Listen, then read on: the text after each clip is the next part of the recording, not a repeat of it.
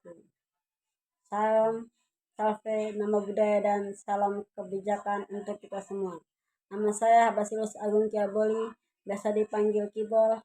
Saya adalah mahasiswa aktif semester 2 dari Universitas Nusa Cendana Kupang, program studi Ilmu Administrasi Negara dengan NIM 2403010224. Saat ini saya akan memaparkan jawaban dari pertanyaan-pertanyaan mengenai teori feminis. Langsung saja kita ke pertanyaan pertama. Saya di sini akan menjelaskan pertanyaan tentang apa itu gender, sertakan dengan contoh. Gender adalah konsep sosial dan budaya yang merujuk pada peran, perilaku, identitas, dan atribut yang dianggap sesuai bagi laki-laki dan perempuan dalam suatu masyarakat. Gender berbeda dengan jenis kelamin, yaitu seks, bersifat biologis, pria dan wanita berdasarkan organ reproduksi dan kromosom. Contoh gender laki-laki. Di banyak budaya, laki-laki dianggap harus kuat, tidak menangis, dan menjadi pencari nafkah utama. Gender perempuan.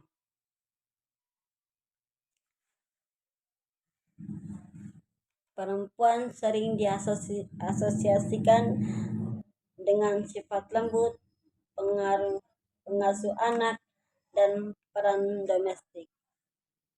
Soal yang kedua, apakah kesetaraan gender itu penting dan mengapa? Sertakan dengan contoh. Mengapa kesetaraan gender itu penting? Keadilan dan hak asasi manusia.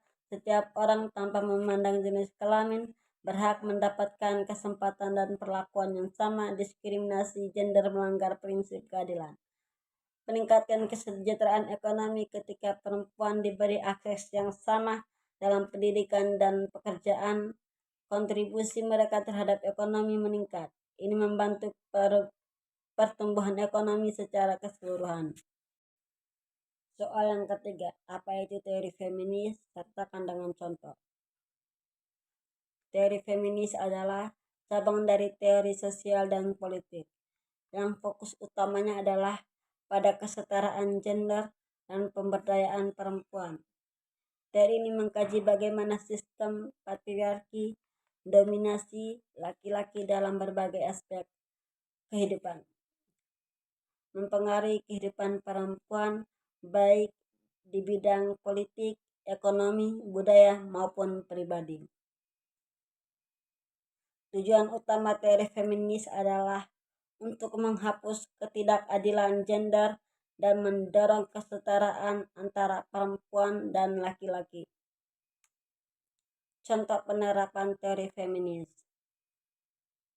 Dalam media, teori feminis menganalisis bagaimana perempuan digambarkan secara deskriptif seperti selalu menjadi korban, objek seksual, dan tidak berdaya. Dalam pendidikan, mendorong kurikulum yang mencerminkan kontribusi perempuan dalam sejarah, ilmu pengetahuan, dan seni. Soal yang keempat, apakah feminisme hanya untuk perempuan? Mengapa? Sertakan dengan contoh. Feminisme bukan hanya untuk perempuan. Feminisme adalah gerakan dan pemikiran yang memperjuangkan kesetaraan gender, yaitu agar semua orang baik perempuan maupun laki-laki memiliki hak, peluang, dan perlakuan yang adil dalam berbagai aspek kehidupan seperti pendidikan, pekerjaan, hukum, dan sosial. Mengapa feminisme bukan hanya untuk perempuan? Kesetaraan gender menguntungkan semua pihak. Laki-laki juga diharapkan memenuhi norma gender yang membatasi, misalnya laki-laki tidak boleh menangis atau harus menjadi pencari nafkah utama.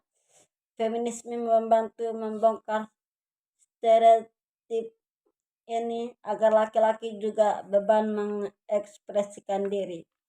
Feminisme memperjuangkan keadilan universal, bukan berarti mengunggulkan perempuan di atas laki-laki, tetapi menuntut agar tidak ada diskriminasi berdasarkan gender. Soal yang kelima, apakah kamu punya pengalaman atau pernah menyaksikan situasi ketidaksetaraan gender dalam kehidupan sehari-hari, misalnya di rumah, kampus, media? Coba ceritakan dan berikan tanggapanmu bagaimana kamu melihat dari sudut pandang feminis. Contoh feminis ketidaksetaraan gender. Yang pertama, pembagian tugas rumah tangga. Di banyak rumah tangga, perempuan masih diharapkan untuk melakukan sebagian besar tugas rumah tangga seperti membersihkan rumah, memasak, dan merawat anak-anak. Sementara laki-laki lebih fokus pada pekerjaan di luar rumah. Yang kedua, diskriminasi di tempat kerja. Perempuan sering kali menghadapi diskriminasi di tempat kerja, seperti gaji yang lebih rendah, kesempatan promosi yang terbatas, dan perlakuan tidak adil dari atasan atau rekan kerja. Tanggapan dari sudut pandang feminis. Yang pertama, ketidaksetaraan gender. Masalah sosial. Feminis melihat ketidaksetaraan gender sebagai masalah sosial yang memerlukan kebutuhan struktural dan kultural. Yang kedua, perempuan memiliki hak yang sama. Feminis berpendapat bahwa perempuan memiliki hak yang sama dengan laki-laki dalam segala aspek kehidupan, termasuk pendidikan, pekerjaan, dan publik. Soal yang keenam, apa itu patriarki? Bagaimana konteksnya dalam kehidupan nyata? Patriarki adalah suatu sistem sosial di mana laki-laki memegang kekuasaan utama dalam berbagai aspek kehidupan, termasuk dalam keluarga, politik, ekonomi, dan institusi sosial. Dalam sistem ini, laki-laki biasanya dianggap sebagai kepala keluarga, pemimpin masyarakat, dan pengambilan keputusan utama, sementara perempuan sering ditempatkan dalam posisi yang lebih rendah atau subordinat. Konteks patriarki dalam kehidupan nyata keluarga. Ayah dianggap sebagai kepala rumah tangga dan pengambilan keputusan utama. Anak laki-laki sering diberi lebih banyak kebebasan atau dianggap lebih berharga dalam beberapa budaya. Tempat kerja. Dominasi laki-laki dalam posisi kepemimpinan dan manajerial. Perempuan menghadapi kesenjangan upah, gender, dan distribusi dalam promosi jabatan. Soal nomor yang ketujuh. Apa yang dimaksud dengan gender sebagai kontraksi sosial? Berikan contoh nyata. Gender sebagai konstruksi sosial berarti bahwa peran perilaku, norma, dan harapan yang diasosiasikan dengan laki-laki dan perempuan bukan berasal dari sifat biologis, tetapi bentuk oleh budaya, lingkungan sosial, dan sejarah masyarakat. Artinya masyarakat menciptakan dan mengatur apa yang dianggap maskulin atau feminin. Contoh nyata, pakaian di banyak budaya, rok dianggap sebagai pakaian perempuan, namun di Skotlandia pria tradisional memakai kit mirip rok sebagai simbol kehormatan. Ini merujuk bahwa sosialisasi pakaian dengan gender bersifat sosial, bukan alamiah. Pekerjaan dulu mengerjakan anak-anak di tempat kanak-kanak dianggap sebagai pekerjaan perempuan, sementara insinyur dipandang sebagai pekerjaan laki-laki. Saat persepsi dimulai berubah karena sebenarnya kemampuan seorang tidak tergantung pada gender. Nomor yang ke-8, apa itu beban ganda? Apa contoh dalam kehidupannya? Beban ganda adalah kondisi ketika seorang, terutama perempuan, harus menjalankan dua peran utama secara bersamaan: pekerjaan domestik, rumah tangga, dan pekerjaan profesional di luar rumah. Ini sering terjadi tanpa pembagian tugas dan adil dengan pasangan atau anggota keluarga lain. Contoh dalam kehidupan nyata: seorang ibu bekerja sebagai guru di sekolah dari pagi hingga sore. Setelah pulang, dia masih harus memasak memasak untuk keluarga, membersihkan rumah, membantu anak-anak belajar, mengurus kebutuhan suami dan anggota keluarga lainnya. Sementara itu, suaminya mungkin hanya fokus pada pekerjaan di luar rumah dan tidak terlibat dalam pekerjaan domestik. Kondisi ini menyebabkan kelelahan fisik dan mental bagi perempuan karena harus menjalankan dua tanggung jawab besar secara bersamaan. Soal nomor yang ke-9. Apa itu body polish dalam isu gender? Berikan contoh nyatanya. Body polish dalam isu gender merujuk pada cara tubuh, terutama tubuh perempuan, diatur, dikontrol, dan dipolitisasi oleh norma sosial, budaya, agama, dan kebijakan negara.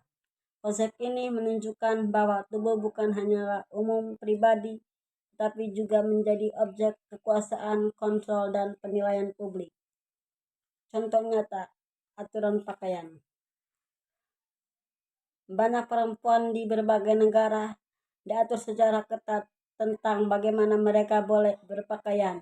Misalnya ada sekolah atau institusi yang melarang perempuan memakai pakaian tertentu karena dianggap mengganggu atau tidak sopan. Padahal aturan tersebut tidak diberlakukan seketat itu terhadap laki-laki. Soal nomor yang ke-10. Apa itu performativitas gender? Jutler Betel. Berikan contoh nyatanya. Performativitas gender adalah konsep yang ditemukan oleh filsuf Judith Butler yang menyatakan bahwa gender bukanlah sesuatu yang melekat secara alami atau bawaan sejak lahir, melainkan sesuatu yang dibuat atau dipertunjukkan melalui serangkaian tindakan, perilaku, dan ekspresi yang terutama terus-menerus dilakukan dalam kehidupan sehari-hari. Artinya gender itu dilakukan performer melalui cara seseorang berbicara, bergerak, berpakaian, dan bertindak, sehingga lama-kelamaan identitas gender itu terasa alam atau melekat.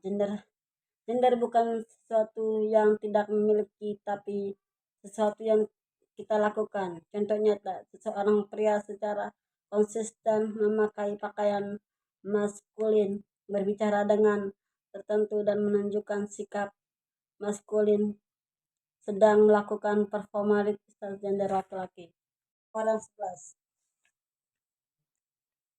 Coba jelaskan bagaimana teori feminis telah diaplikasikan dalam kehidupan nyata pada bidang pendidikan, hukum, dan kebijakan publik, pembangunan, dan budaya di media. Yang pertama, pendidikan.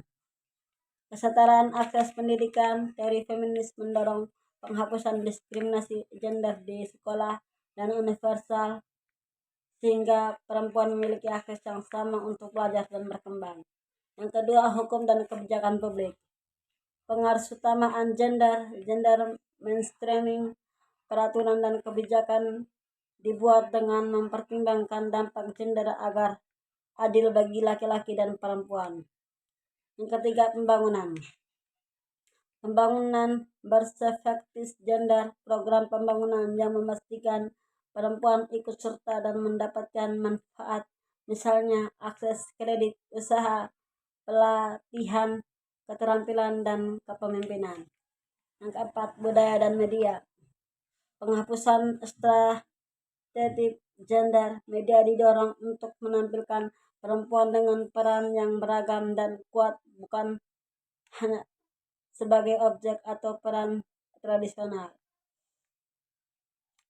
Representasi perempuan meningkatkan kehadiran perempuan di berbagai bidang media termasuk sebagai jurnalis, sutradara, atau tokoh utama. Selesai.